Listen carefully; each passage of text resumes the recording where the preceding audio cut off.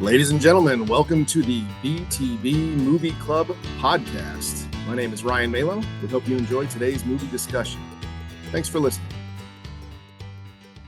All right, ladies and gentlemen, we're here to talk about movie number 200 something. I have no idea. I barely know what it is today. I know that Mike Whildin picked it, and it is Toy Story, 1995's historic breakthrough movie for Pixar.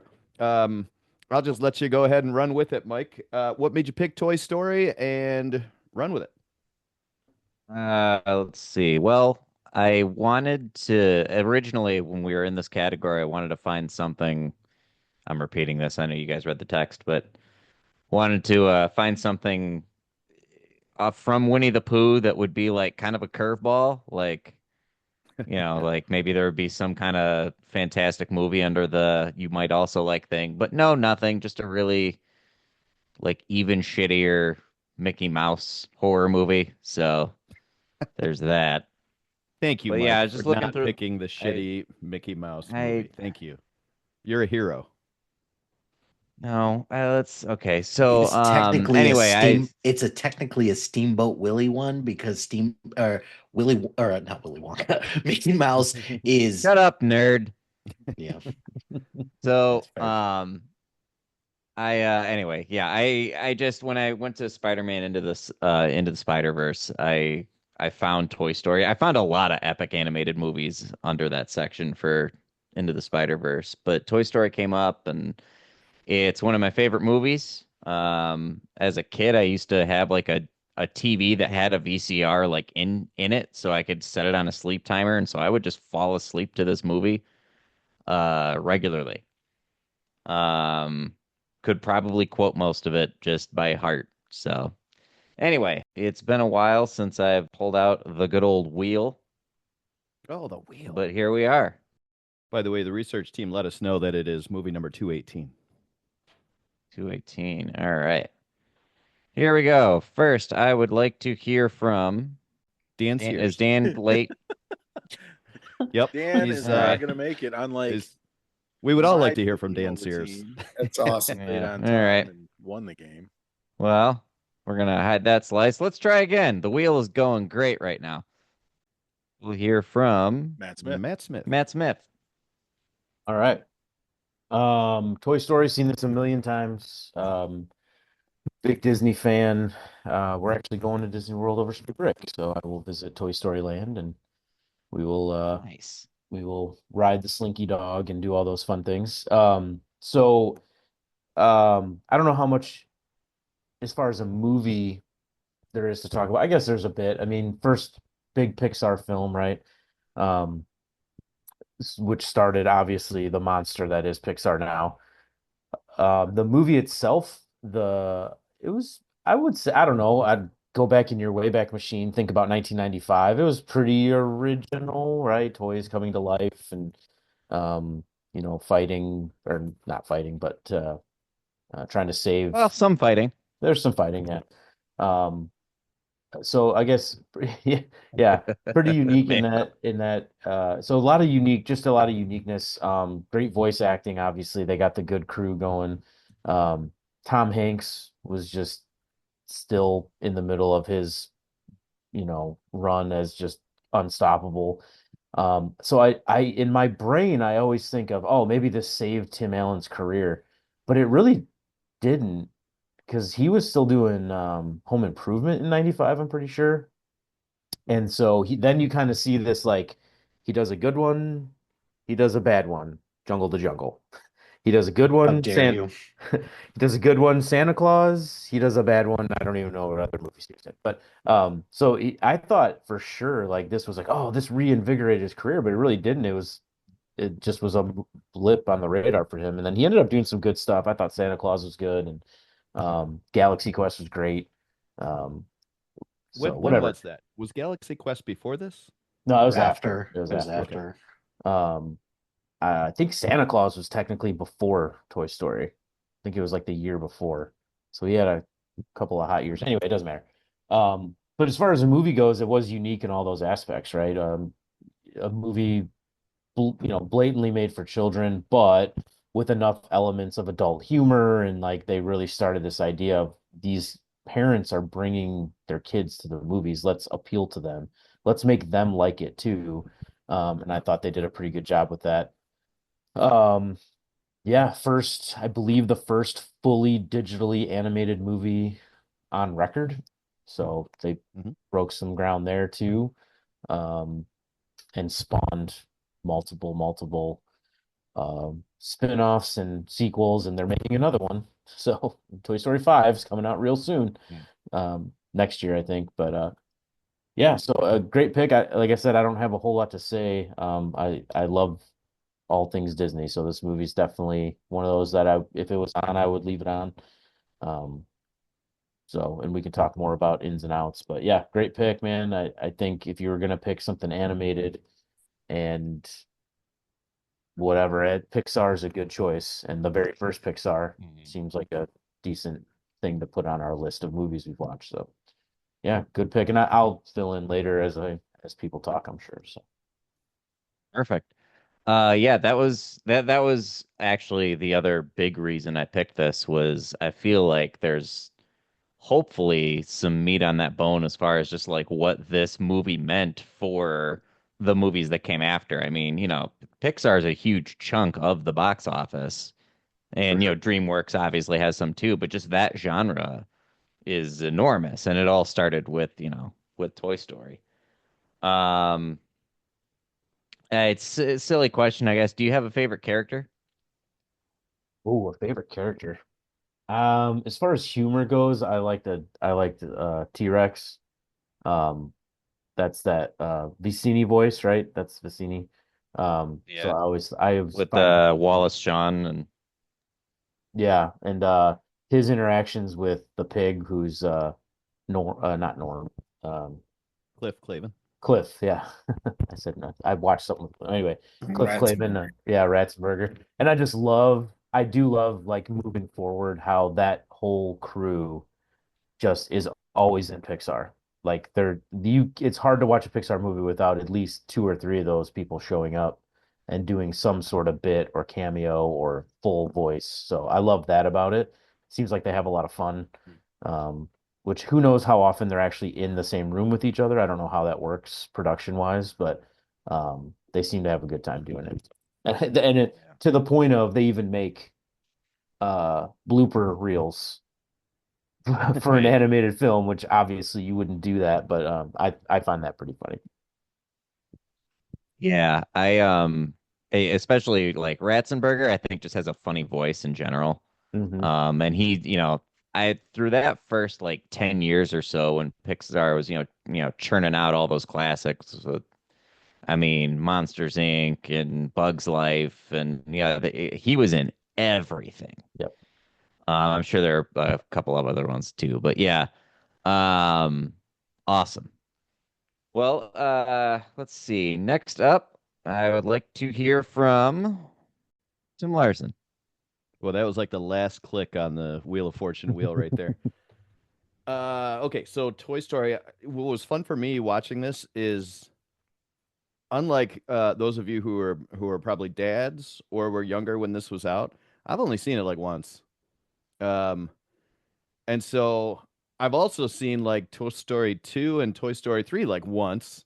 So I'm waiting for, what's the girl's name that's like the Woody girl, Jessica or something? Jesse. And there's a pony that shows up at one point. Like I was waiting for all these characters to show up, and I was like, "Who is this tramp little Bo Peep think she is?" When Jessie comes home, she's gonna be pissed. So I had the story all tangled up with other stories, which was fun. Um, I kept waiting for scenes like, I know there's in one of the movies they break into a toy store, and there's all kinds of Buzz Lightyears in the toy store somewhere. And so I kept waiting for these things to happen. I was like, how are they going to get from this pizza place to this toy store? This is quite the stretch here. So I really enjoyed rewatching this from the start, which was really cool. Um, love I mean, Annie Potts plays a pretty hot little Bo Peep. I'm just gonna say it. I think she's stole some scenes there. Tom Hanks is, in my opinion, just an American treasure. Like, what does he do that's not good? I mean, it's to the point where it's old now. Like, oh, okay, Tom Hanks did a movie and it's great and he's great in it. Whoop de doo. He's just fantastic in everything he does, and I like every bit of it. Um, let's see. I looked in my thoughts are a little scattered here. My whole life's a little scattered here this week. Billy Crystal was up for the role and turned it down. This is my favorite trivia thing that I saw right before I got on here. Regrets He's it. He he's regrets it so yeah, much. he saw the movie and he's like, that's the biggest mistake I've ever made. So For Woody? uh, Buzz Lightyear, I think, or maybe it was Woody. I think it was Woody. He turns it down, and then Lasseter calls him and his to offer him a part in Monsters Inc. You know, where he famously plays the little eyeball there. And Wazowski. his wife answered the phone and said, "John Lasseter's on the phone for you." And he picked up the phone and said, "Yes." He didn't even listen to him. He's like, "Yes, I fucked up. I'll be in this one." And I love that movie too. So I'm really glad you picked it. The music is pretty prevalent in this movie. Like there's a lot of action scenes, and it's John Williams type music, which is kind of fun. Glad you Action said. scenes I'm are glad you great. mentioned that. Some of the animation you can tell it's the first Pixar movie. You know, early on you can kind of see it, but it doesn't matter because this is the first one. You know, and I was gonna say maybe I'm talking to the older generation here. So that's me and Aaron. Um, do you guys remember when Pixar was just coming out, like before Toy Story was even in the theater, as a preview before, like if you went to see another movie in 1994, 1995, they were doing a Pixar preview commercial where the lamp would jump up and then jump That's on where the the thing and lamp then came from. turn. Yeah. Um, It was a I remember short. It see, was just like cartoons before movies. yeah. It was a Yeah, cartoon. and I remember seeing it like, what is this? What's going on here? And then Toy Story comes out, and then now, of course, we all know what it is, and it's still part of the logo. But it was a cool little short film in between the previews, and I didn't really get it at the time, and then it all comes back together later. So, um, they did an entire rollout as a company of, hey, just so you know, we're taking over the movie industry. Well, you guys can, get your popcorn. We're about to take over everything. So great And they story about did. the company itself. Really creative story plot and fun humor. And I'm glad you picked it. I enjoyed watching it again. I'll think about watching the second one and see if we see that pony in there or not. The second one, I think it sounds like that's the one you had in your head for a lot of it. So on the music, I don't know. I feel like people make fun of Randy Newman. Maybe it's just me, but I feel like I've heard people kind of make fun of Randy Newman a lot. But he was perfect for this. Oh Family yeah, Like Guy. this Pretty good movie, like with he and Toy Story were what's that? I was sorry to jump. I was just saying, Family Guy did a pretty good number on Randy Newman. That Yeah. was, it's good. Yeah, It's. I don't think it's disrespectful, but it's definitely funny. I've always loved Randy Newman. yeah, Whoever's saying bad things, you send them to me. I'll talk to fair enough. But yeah, uh I'll see you after the meeting. I just like he fit perfectly in this movie just as far as the music went. And then like the music with the scenes where it wasn't a Randy Newman song like you were saying had like kind of that John Williams-ish feel to it, and it's like they did a lot of they really choreographed the music well with this movie, which they could because it's animated and they can do whatever they want. But um like when like Buzz is like climbing up the railing and he's like getting ready to like dive off the thing. There's a point where like in beat, like he hits the button and you hear the button and the wings come out like on beat with the song, and it's just everything is just in sync, and it's very, very well done. All right, next up, let's hear from Aaron Lashbrook. Thanks, Wheel. See where Tim was talking about. Haven't watched it in a long time. My kids are 20 and 22. Didn't realize it was 30 years old. and how much it came out before. See, I associate it with my kids because it was right around that time that we were doing my first son's born. We start collecting the Disney VHS tapes. You got the giant plastic, Oh, those are legendary. right. Yeah. Yeah. The edges are all trashed, Mm-hmm. those of us that had them, you understand.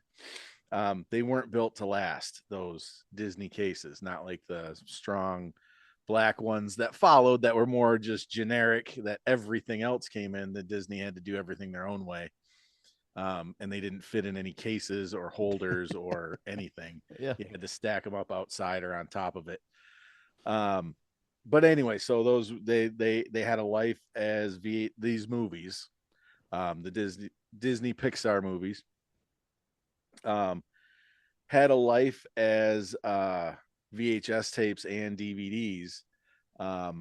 Didn't quite make it to Blu-ray. Didn't have to purchase them in a third media form because the kids were out of it. But it was in heavy rotation from 2002 to 2008, 9.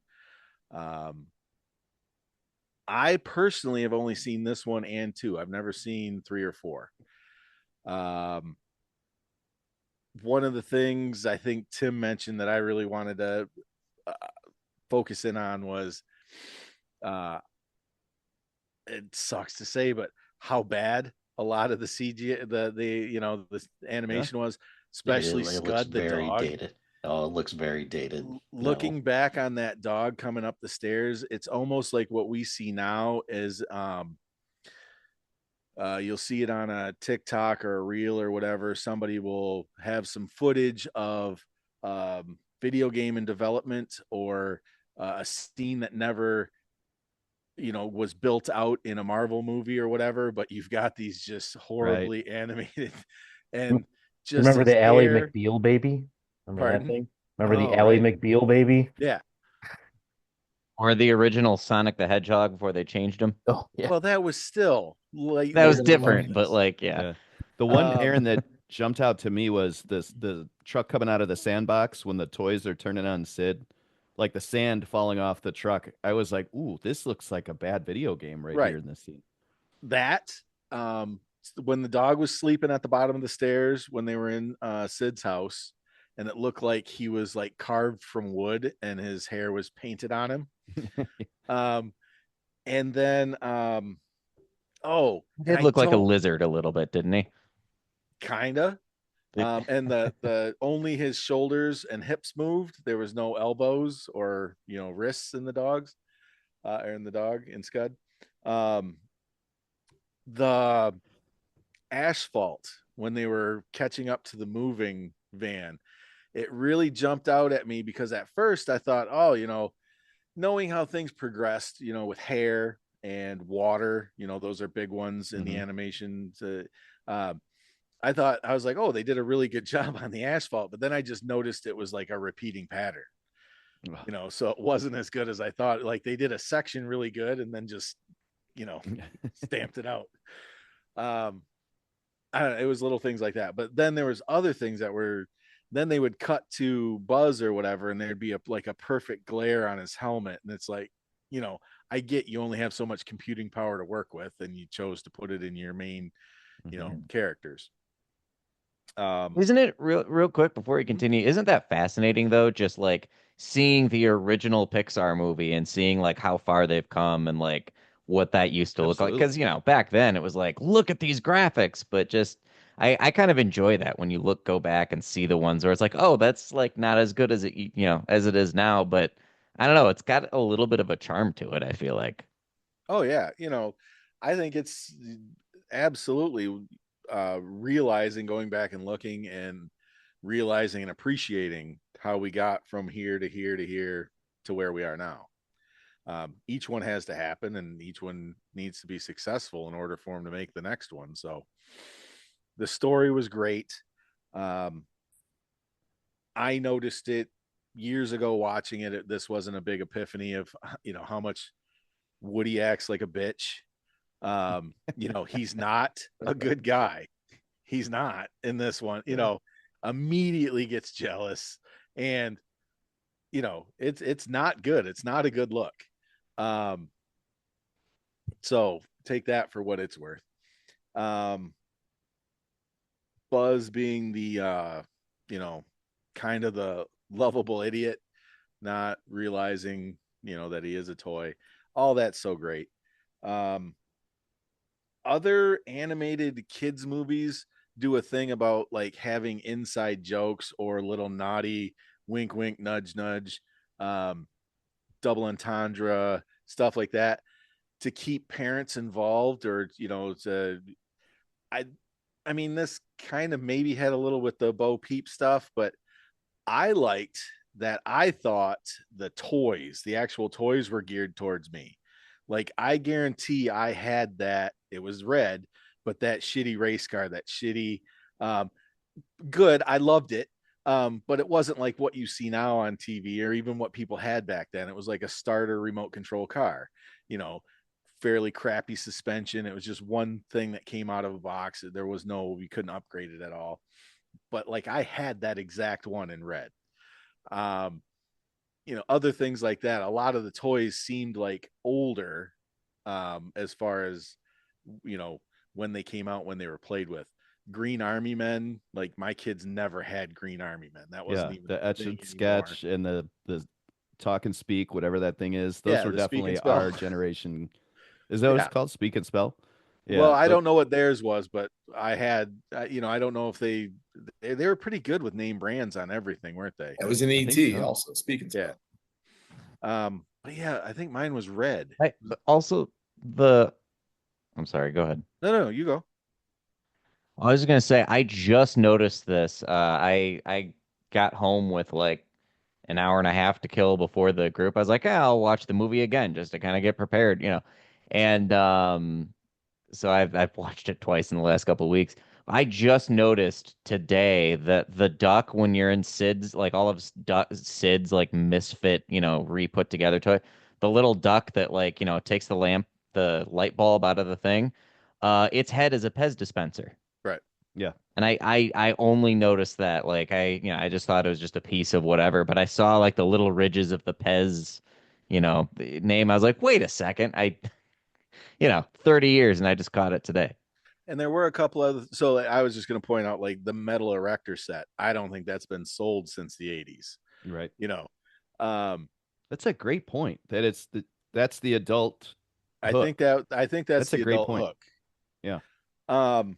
But I had just said, and you talking about the Pez dispenser, they didn't use G.I. Joe. There was Combat Carl, who got blowed up. Yeah. And is there any background of, eventually, because in Toy Story 2 they get a Barbie, but was Bo Peep supposed to be a Barbie? Was that ever Yes. mentioned? And Mattel wouldn't, sign off on it or whatever. So now Yes. I wasn't thinking of that until just now. Barbie was supposed to have a more prominent role in this movie. In fact, the RC car scene at the end, that was supposed to be Barbie in her Corvette or convertible or whatever. Oh, But sure. But you're right. A lot of it is Mattel just wouldn't play ball. And they're like, this is below us. And then all of a sudden, I this blows up. We Yeah, could have Mattel and sold Billy so Crystal many are over there 12-inch going, "This is a G.I. stupid Joes." idea." Well, but the difference is that, well, I guess it's not different, is that Mattel was like, yeah, we're not fucking this up again. We'll get in on Toy Story 2 and subsequently Toy Story 3, where she's much more of a prominent role, and Billy Crystal's still got the scraps of Monsters Inc., which that's still a good Pixar movie, but it's not Toy Story. Right. I lost my train of thought. Keep going, Aaron. Oh, I mean, that was about it. The music, I love the music. Randy Newman, he rubs me the wrong way. Works for where it works. He's good for a baseball movie or, Toy Story. But the music overall, phenomenal. The story, the voice acting, I don't think there's nothing to poke holes in other than going back and like mildly shitting on the animation, which, comparing it to 30 years later, That's not fair. Not Yeah. even fair. Yeah. So I mean, it's fairly, and the scores prove it. It's pretty much a perfect movie. Tim, I'll come back to you with this one too. But Aaron, do you have a favorite character? Yeah, I mean, T-Rex was mine. Yeah. And in the montage when Buzz has him, perk up and sit right, and then he gets the big roar. I felt good for him. Yeah.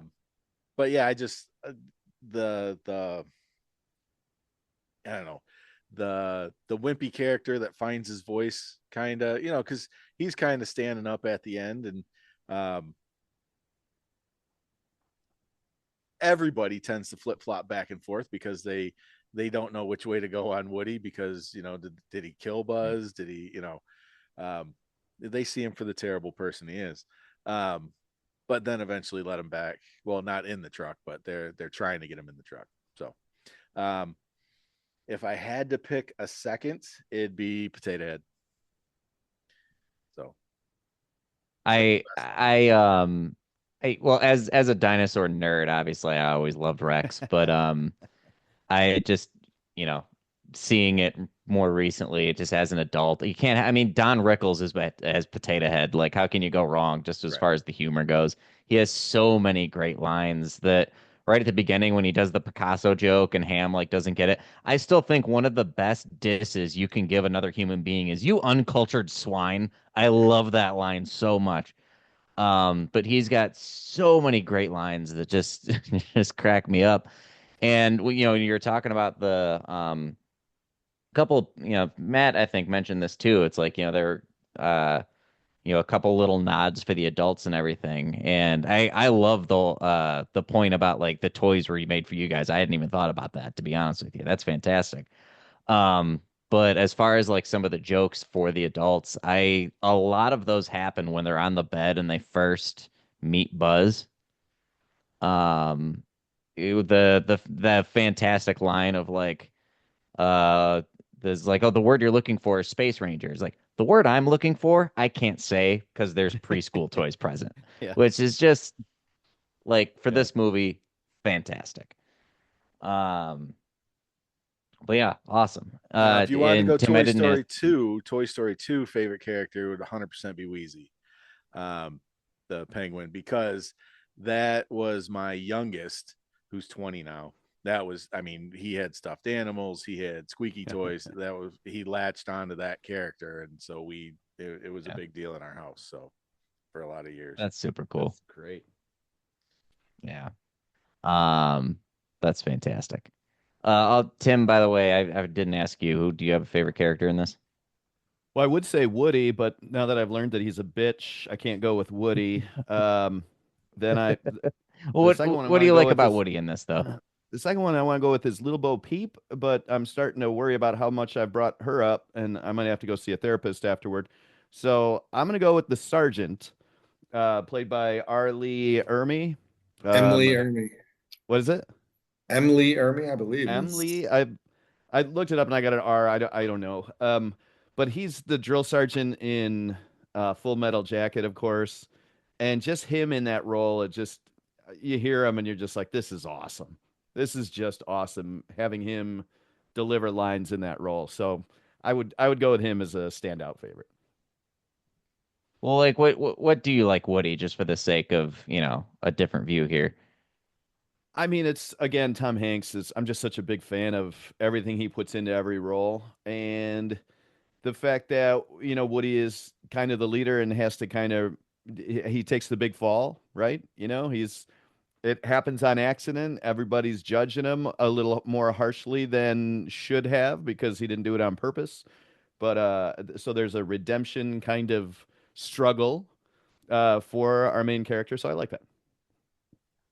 There are a lot of like good themes and lessons in this. Just, character growth and, lessons about jealousy and friendship and uh just believing in who you are, or Yeah. accepting yourself for who you are, accepting others for who they are, that kind of thing. Like there are a lot of really good stories in this. I will say that Um, as little Bo Peep walks away and says, "I'm only a couple of blocks away," she turns her back and she puts a little extra sway in the walk. That's all I'm gonna say. See, I Like just five, noticed that's that like 5 times, man. there was a stack of 3 blocks. I thought that's Right. that's what I Yeah, was my focused eyes were on the Yeah. blocks, I man. was focused on the block, Oh, so you're Yeah. reading the not letters. the and animated okay, ass. that's good. I'll bring that up to my Because therapist. she said blocks. It's like, hey man, Yeah. yeah. Just so you know, you haven't. So Tim, you have not seen 3 or 4. You said No, that was me. That was Aaron, that but was I you. think You I'm in haven't the seen 3 or same. 4. I think I'm in the same category. I've heard that Toy Story 3 is really quite something, but I don't think I've ever seen It's it. phenomenal. Yeah. 3 is absolutely phenomenal. And 4, like so 3 was so good that when I found out they were coming out with 4, I was like upset about it. But then 4 ended up being like pretty good too, and I was like, all right, fine, you know. And I have a story about Toy Story 4 as well, but I'll get to that another time.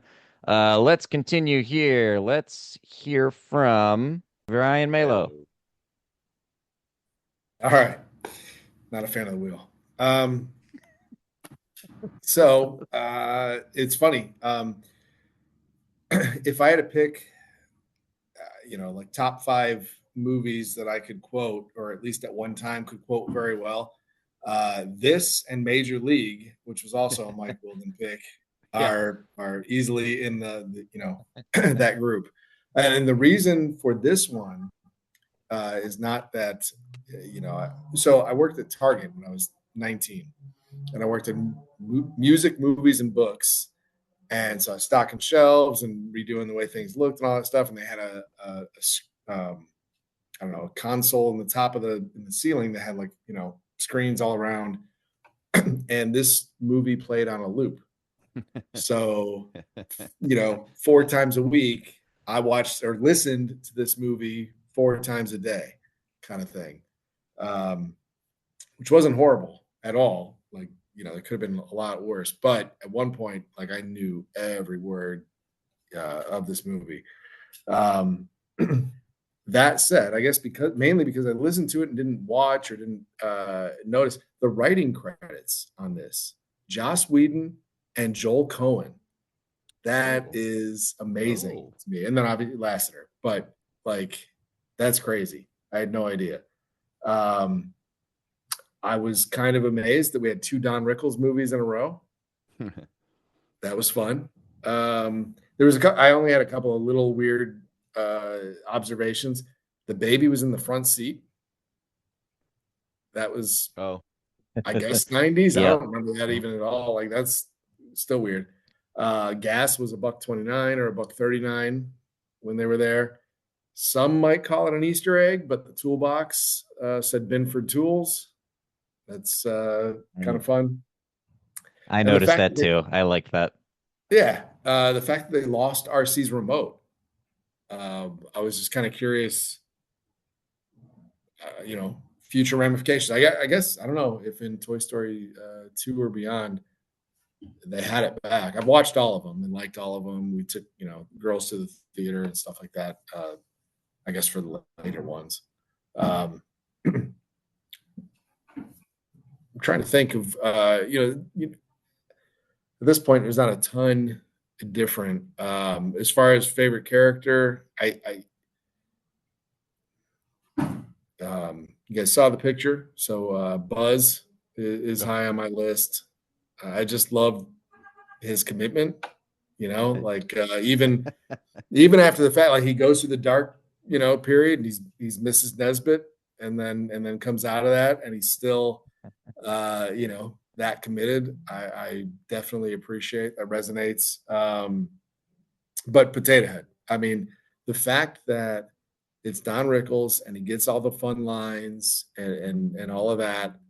But the visual stuff that they get to do with them, like the Picasso thing, or we watched it last week, and my youngest watched with us, and she's 17 now, and she's watched this, a bunch of times since she was a kid. But when he took out the lips and was like kissing his ass, making fun of whoever was kissing somebody's ass, Yeah. she thought that was hilarious and just never noticed it. And there's so many moments like that as well, that they, he takes his eyes out to look over, over people, like just stuff that is kind of absurd that is a lot of fun. I'm sure they had a lot of fun with. What's with him? Laser envy. Right. Yeah, that's a good line. I like the way you said too that the word I'm thinking of I can't say because there's preschool toys present, but yeah, it's good stuff. The aliens and like the claw. I don't, we didn't touch on The that. claw's great. Yeah, just arcades in general has a huge soft spot for me. I will, we talked about this a little bit as well. Just some of the animation, like when it doesn't work, it really doesn't work. Like the little sister, her hair and that, like it's tough. But that said, all of the humans' faces, with the exception of Andy, are like a little terrifying. Even Andy. Yeah. And it was probably a weird choice because Sid was supposed to be unnerving, and so just trying to figure that out. But yeah, such a good movie and such a I really did like what you mentioned in the text about how how revolutionary it was, and it's crazy to think that it's been 30 years, but yeah, good stuff. How of all days is the neighbor's dog not barking while Melo's talking today? Well, the neighbor kid came home. You got to hear all of that. Okay. While this is going on. The dog was going nuts last night when I was hanging out with my D&D crew. So I don't know. Maybe it's barked out. I have a loud neighbor dog downstairs now too, but I don't know. I guess because of the microphone, you guys don't have to hear it. I don't know. Yeah, the 30th anniversary thing is God, I hadn't even put that together until a couple of us have said that. One like little thing that kind of irks me about like, and this you Star Wars fans will kind of understand this pretty well too. When they kind of go back and change things, and they didn't really do that in the movie, but I think it's just because I watched this on the VHS so much. The way the movie originally starts, they have the logo, and the old logo is the castle, and it would like zoom out, and then they have the little star go over it or whatever. And the song for the opening of this movie starts as that logo is coming out. And they, now they have to do their big giant castle with all the weird shit, like everything flying around because it looks better and everything. But they're playing their big, beautiful, Disney song or whatever to bring out the logo they have now when you watch it on Disney Plus or on like a Blu-ray or whatever. And and then they've got the little Pixar thing coming over, and then suddenly it just goes into the, which is the end of like the little, and it's only like a 7 or 8 second song or whatever with that logo in the original, but it's like it just suddenly skips to it, and it for me, just because I watched it from that very beginning so many times as a kid, that's like a little jarring in a weird way. Mike's like, you've ruined my childhood. I like not ruined, but just like just kind of nudged on it a little bit. Yeah, God, Potato Head has so many great lines. Okay, Hilty, let's bring us home. I'm. Oh wait, did you have anything else? I did. I forgot. There was one more thing that I forgot because I also mentioned that this in Major League, and I think this is what Aaron was alluding to, and I couldn't remember, right? So that the Cuyahoga River or whatever song, that's a Randy Newman deal. It's so weird. That's exactly what I saw. I thought you said that on purpose. No, like I had it already written down, and then when you said it, I meant to mention it, and it's just so funny that's the case, that he's in both of them prominently. And one other thing I didn't mention before Hilty gets going is 81 minutes. I mean, come on. We went from the longest movie to the shortest movie. It's got to be one of the shortest. I didn't look at. Did we talk about the Randy Newman cameo in Everything All at Once. I don't remember the whole title. Did we talk about that? Everything Everywhere All at so. Once. Yeah. He was Raccacoonie. They What? remember Funny. they went to the Yeah. universe with Yeah. the Ratatouille, but it was Raccacoonie. He was the voice of Raccacoonie. Oh, okay. And he did it because the movie made his wife laugh. They sent them a copy of it and it made her laugh, so he said he would do it. I couldn't remember if we had talked about that or not. Because we were talking How so much old is about he Randy at this Newman. point? I'll look that I up don't. while Hilty's doing his thing. He looked old 30 years ago. Yeah. Hilty, bring us home. So I saw this movie in theaters when I was young and was just blown away by it. And this was among one of the movies that I was most looking forward to showing my kids as well. So this movie has a very special place in my heart. Um, the the thing about it looking dated, yes, absolutely. It looks very dated. And especially when you compare it to Toy Story. So if you look at the progression of all four movies, the first Toy Story, it's the first, so it gets a little bit of grace, and then it gradually improves.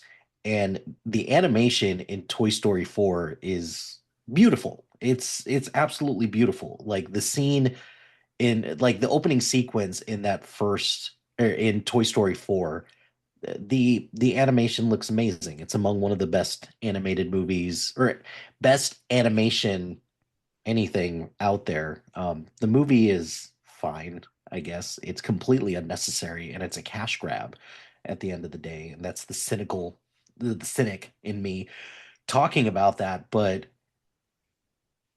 here's a question that I'm gonna ask everybody, and I know everybody hasn't seen all of these movies. Where does this rank for Toy Story movies in terms of all four of them? Like, where would you put this? Number I two? mean, for me, yeah, for me, it's got a special place in my heart too. So it has to be one for like sentimental reasons, but just as far as quality of movie, it's got to be two because I mean, it's got to be second. This one that we did has to be second because Toy Story 3 is just, I mean, it's, I like, yeah. So you don't put Toy Story 2 before this one? Because for me, it'd be number 2, and I've only seen 2, and Toy Story 2 would be number 1, and Toy Story 1 would be number 2. And from what everybody's saying, Toy Story 3 is the best.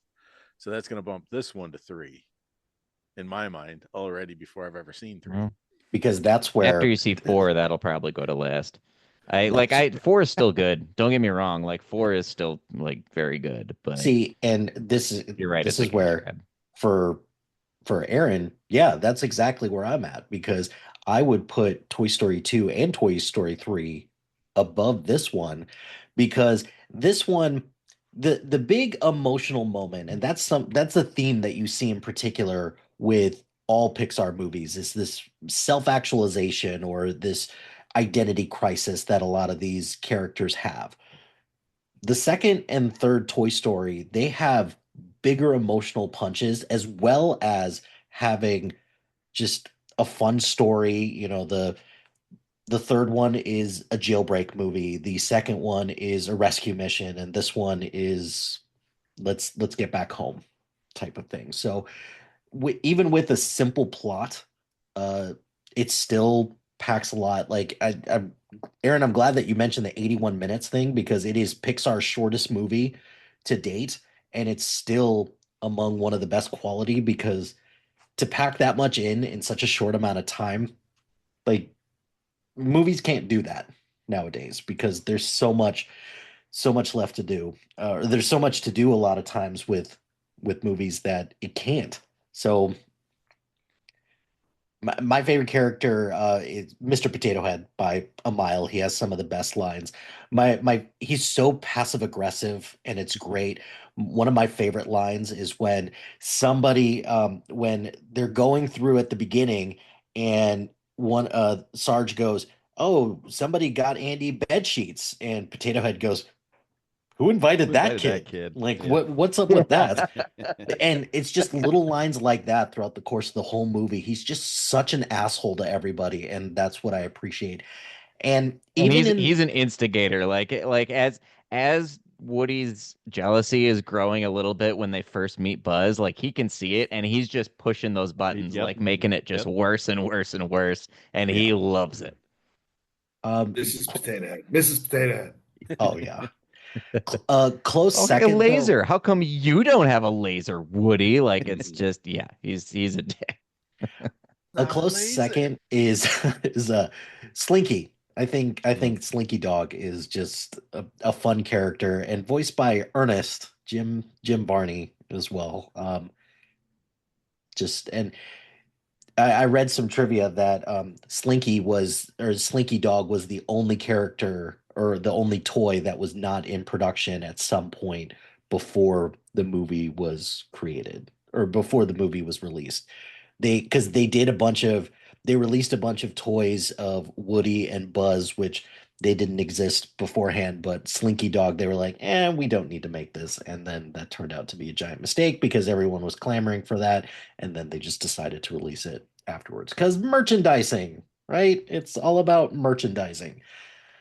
Um, I love the music in this. It bums me out that this lost both uh original score and original song to Pocahontas, which Disney was a juggernaut at that time at the Oscars. So yeah, that makes sense that it would lose to that. But I still think that this was a much more worthy movie to give this those Oscars to. But whatever, it is what it is. Um, Kind of piggybacking off of my question about where do you rank all the Toy Stories, where do you rank this among Pixar movies in general? Of the ones you've seen, at least. Now I got to go look up Pixar movies. Yeah, I need a list. I don't have a working list in When my you head. look through the list of Pixar movies, other than some stuff recently, like there's not really a bad movie on there. You could argue that some of the sequels weren't great. That's what I was gonna. You're gonna get in the weeds with some of the ones and twos and threes, but like all the ones, like Yeah, until really like I don't know, man. I think the only bad Pixar movie that's come out is The Good Dinosaur. That's it. And I know Wilden, I'm sorry that a dinosaur. Yeah, you're right. So My kids love that movie, by the way. it's they're wrong, but that's okay. Wow, The okay. it's That it's just dumb and happened. they should be held back. That It's- definitely just happened. but it's also but the animation is beautiful in that. I will give them that, but it's a weird movie. But yeah, and this is also where like everyone said, ranking series above just like individual movies becomes difficult because in terms of significance, in terms of just plot characters, this has got to rank pretty high up there. But if you take the series as a whole, it's easily number one or number two. But yeah, I don't know. It's just a thought exercise. I'm going to need to To fill out potentially- a Yeah, bracket to answer that question. I just looking at Yeah. a list real quick, Tim, man.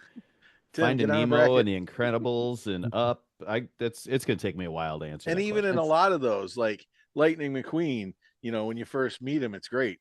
I think the second one's better. This, when you first meet the characters, it's great. Second one's better. Mhm. Just because they don't have to, and not like there was a lot of introduction or backstory or world building in this one, but in the other ones, I think there were. Mhm. But like, which one is it? Because studios put out very similar movies at the same time. These guys were A Bug's Life, right? Not the other bug one. Not Yeah. Yeah, Ants. yeah. Yeah, I think Ants. So DreamWorks was Ants. right, which Mhm. both I like both. I liked, but A Bug's Life better. But I don't know. They're all good. Well, and the because this movie came out a very similar time, or if not, like a little earlier than the movie Small Soldiers, which again about toys that kind of come to life, but it's weird. That movie's very weird, but I it's wanted to like that so much, and man, Oh, I yeah. do like it. And, if I was a kid, I would have loved owning all the toys. Mhm. man, I Like saw it those in the guys were theater. I awesome. don't know. Tommy Lee Um, Jones and Kirsten Dunst. Mhm. I see nothing wrong with. I'm not saying those. I love both of them. I'm just saying. I Yeah. remember having a weird feel after that movie. So that's that's a tough question for me to answer personally too. Again, just hmm, the uh the sentimental attachment to this movie in particular. I'm gonna just rank it, higher naturally, and I know that I am for that reason. But like, like you guys have been saying, there are so many great Pixar movies. But for me, it's kind of the reason, like when people talk about like, oh, which one's better, Breaking Bad or Better Call Saul, and there are a lot of people that are say like, oh, Better Call Saul is even better than Breaking Bad, and I just like, to me, I can't That's me. say that one or the other, because I'm like, there is no Better Call Saul without Breaking Bad. Like it doesn't, it's not the same show if you don't have the entire show otherwise. And it's just, and to me, it's like, just, it's not exactly the same, but it's like Toy Story was the success for Pixar, and it's like, I maybe they could have come up with something else, obviously, like, what if alternate universe, but like, technically there's no Pixar before Toy Story, so it's just, I don't know. It's hard for me to answer that one. Like it has to rank high up there for that reason alone because of how influential it was. But also I just love the movie. So Um, so kind of similar to what Tim was saying, that Billy Crystal was offered the role, or he was offered the role but declined it. In the original drafts of this, they wanted it to be someone where it was like new Hollywood taking over old Hollywood. So they originally wanted Paul Newman as the voice of Woody, and then Jim Carrey as the voice of Buzz Lightyear. And Wow, would I that don't, be a different movie? I that would see be what a, they're doing. Like that oh makes yeah, sense because what they that's were trying to push. absolutely, yeah. I could see But it though. Paul Newman eventually got on Cars. So there you go. Just another Mhm. another actor who was considered for this, that they were like, well, we'll get we'll get him back somehow. Um, I do love how in a lot of the Pixar movies they have like toys or symbols from this original Toy Story movie. Like they have like the little ball with the star on it that Buzz bounces off of in one of them, and they've Well, got like they have just little tiny shout out like callbacks that Yeah. ball's from the to original this. animation too. That's what the light jumps on and pops. Oh, right. So the ball and the lamp are like our Pixar. Yeah. um, I earlier think the ball drafts, is in everything, isn't it? I'm pretty sure the yes, ball is in yeah, every movie the somewhere. ball the You can ball is in every movie. And then after this, some type of Pizza Planet reference Mm. is is in all the Pixar movies as well. It's either that or at least the truck, the Pizza Planet truck is somewhere in a lot of these movies. Um, a lot. I went down a rabbit hole about all the conspiracy theories about where Andy's dad is, and Yeah. a lot of them saying like Andy's dad is dead, so that's why that's Andy is using a lot of these toys as coping mechanisms, or like Andy, you know, and like all of these toys came from Andy's dad, so that's why they can all come to life because they have that special connection, I guess. But um, but the only thing that I could see that was kind of legit was uh, a lot of animators at Pixar said it was just too expensive to animate another human character. Like, okay, that sounds like bullshit. But also considering that the reason, like major reason why they couldn't get Jim Carrey or Paul Newman is because the budget for this was $30 million. $30 million, which is crazy to think about that because it made like almost $400 million during its theatrical release worldwide. So good for them for that. I don't know if it falls into conspiracy theory or just I didn't notice, because I kind of looked this time talking about animating another human character or whatever. I always heard that other than Sid, all the human characters had Andy's face or something like that. Or definitely his mom has, like, it's the exact same, you know, polygon layout or, you know, whatever. And I didn't really notice it, but she had long hair and you only see her face like once or twice real quick. So, but I don't know. I didn't really notice it. But apparently everybody at the birthday party has the same face. Which I could totally see that. And then in subsequent movies, yeah, the characters' faces look drastically different because the animation got better and they got more money. And it's very drastic how different Andy looks in the fourth Toy Story movie versus the first one. If you do side by side comparison, it's actually kind of terrifying. But In I the mean, fourth one? How much time passed? brief between the two, 24 years. Between That's one and from, four? wait, Oh, are you talking about animation time or our Animation. time? No, because I think Melo? Toy Which one, I'm Melo? talking about What in the you asked? movie. Like, Oh, in the movie, How old did Andy go from 9 to yes, 19? yes. oh, that I don't know. Oh yeah, so In the like in the third Andy's like movie, going he's off to 18. college in the third one. Yeah, he's going off to college, which is fun because it's like he was a little younger than we were at that point. So like I was roughly Andy's age when I went to see this in theaters, so I was, extra relatable and everything. And then I was a little older, but it was still like okay, I was, in or coming out of college, something like that as Andy's going into college. And so it was just like, as three came out. So it was just a really Right. cool, like, there for the whole ride kind of thing at Andy's level. I So don't remember. I only saw four once, but he aged like 10 years in a real life 24-year span. Oh, there's a dog. yeah. Let's see. Other than that, the original drafts of this, I think some of the things that were interesting about the original drafts of this is that um, Woody was supposed to be the villain, which I think coincides with what everybody's saying is that Woody's a bitch. That should be the hashtag for this that I put, online is that Woody's a bitch.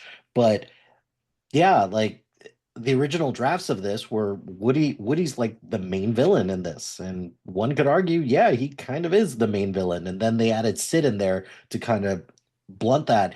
And then not only that, original drafts of this wanted Woody to be a ventriloquist dummy. And if that were to happen, I would have hated that. And also subsequently would have said, yeah, he's absolutely the villain. Look at him. He's a ventriloquist dummy. And but they added ventriloquist dummies into Toy Story 4 as a hey, let's make And they were very creepy.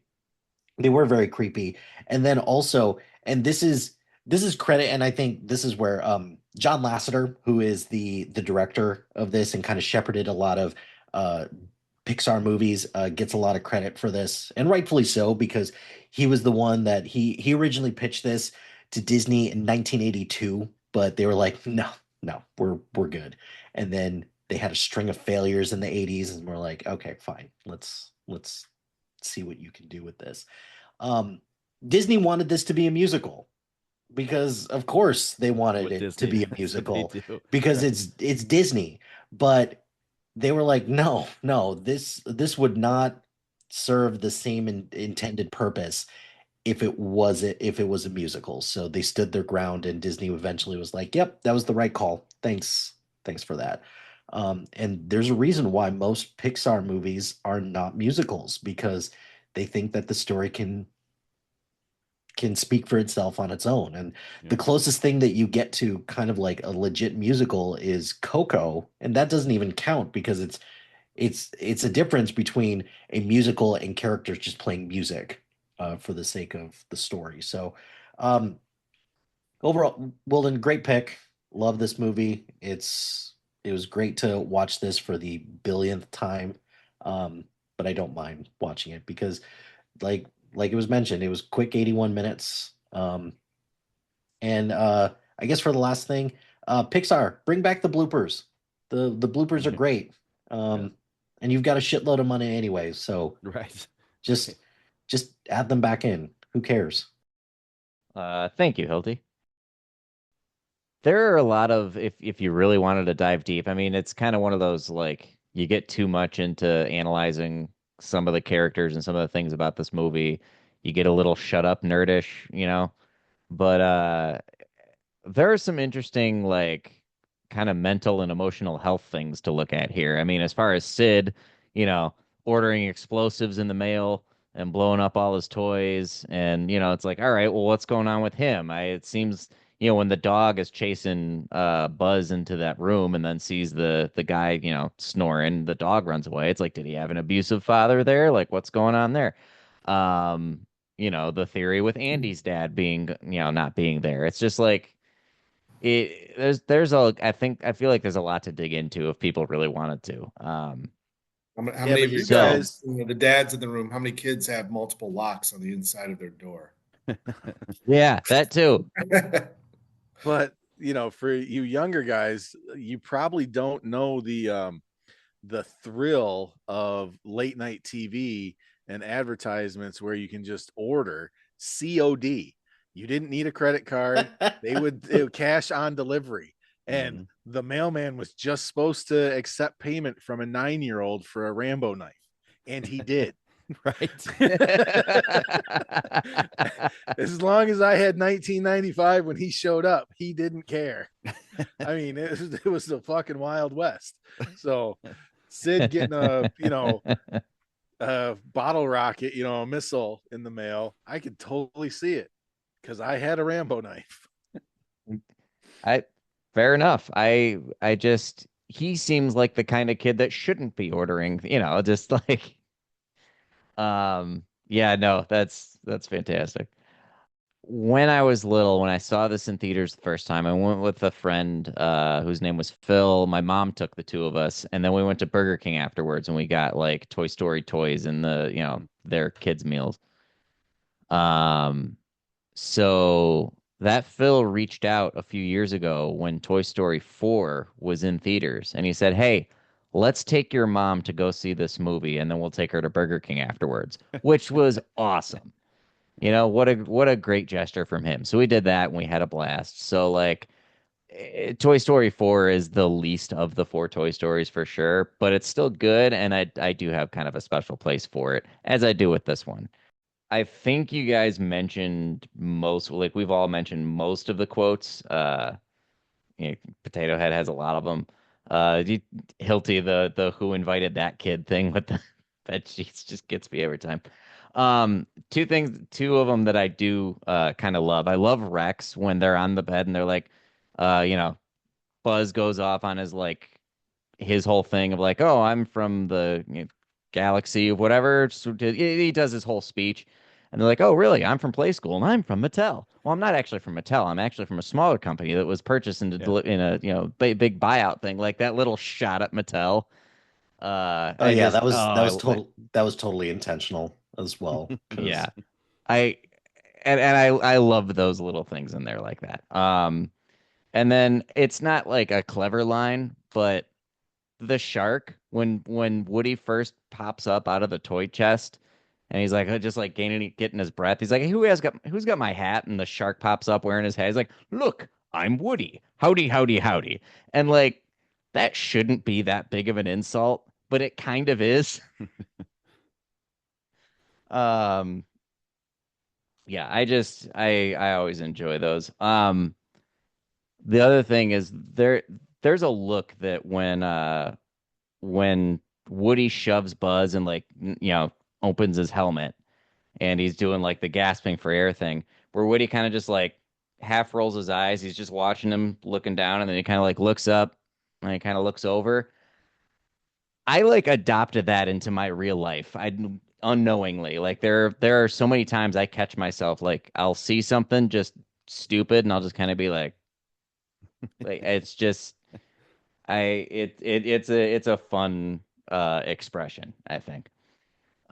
This movie also gave me an unrealistic expectation for claw machines. Like I wanted to play claw machines a lot after this and never, had one that like went down, stopped, gripped the thing, and then had a death grip on it and would like try the hardest.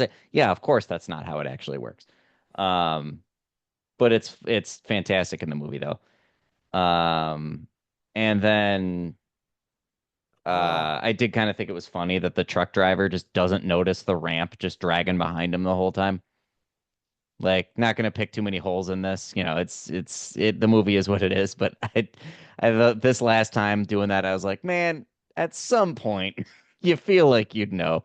Um, I love the corporate synergy that they have with the kids listening to the Lion King soundtrack Yeah. as well. Like, oh, that's very meta of you. Also, yeah. yeah, good for you. And then I think Potato Head's I think Potato Head's probably my favorite too. I mean I do like Woody as well. I do see the growth in his character over time. Obviously, he is a dick and he gets easily jealous. Like there are a lot of like points in this movie where you're like, oh, come on, Woody, don't, but he figures it out, and Buzz goes through his whole identity crisis and he figures stuff out. And it ultimately is a feel good movie. The last thing I guess I have is the Mrs. Nesbit thing is fucking great. I just when he starts doing his little drunk rant, it's like, do you see the hat? Like, just gold, absolute gold. Thank you guys for watching this with me. I was kind of excited to pick this one. This is in one of my my top list of however many top 10, top 20, whatever. But this is up there for sure. So I'm glad we got to talk about it. And it is a revolutionary movie. It's just like I don't it's like you guys have said, like Pixar just took over the movie business. They've had such a huge chunk of the box office now. It's like so yeah, I thought it would be appropriate for a movie group too. But yeah, thanks guys. All right, so let's throw this over to Aaron. Aaron, it is your pick. We are getting close to the end here on pick a movie that you have already picked. Go to IMDb and have it suggest 12 movies and run with one. So what do you got? What, the last time we met, so we didn't meet last week, so 2 weeks ago, I think I threw out to Tim in his text messages when he was texting me during this meeting that it was my turn to pick. That I had told him the last time we met that I had it picked. I told you the two movies that I was narrowing it down. None of this rings a bell. It's starting to, yeah. Okay. They're both music themed. One came from La La Land. The other one came from both the Intouchables and the Grand Budapest. They're both winners. It's really hard for me to pick. I haven't seen either one. I really wanted to do a, let's find out who's not seen whichever one the most, but I'm not going to do that. That's kind of a cop out. I'm going to go with the Green Book. I don't care if you guys have all seen it. The other one, I'll tell you, I know we usually don't do that. It was Whiplash. Both I really want to see. Both I haven't seen. What are you doing, Matt? I'm just laughing. Just laughing. What? I thought maybe somebody might pick it at some point, but yeah. It was really tough not to pick it, but it came down to I went and watched the trailers, and I actually watched one, watched the other, went back, watched Whiplash, went back, watched. So like I watched both trailers twice, and I'm gonna go with Green Book. So. All right, the Green Book is next. That will do it for today's episode of the BTB Movie Club podcast. Thank you, as always, for listening. We know we enjoyed ourselves. We hope you did too. Have yourselves a great week. We are partnered with the SPDM Crew Podcasting Network.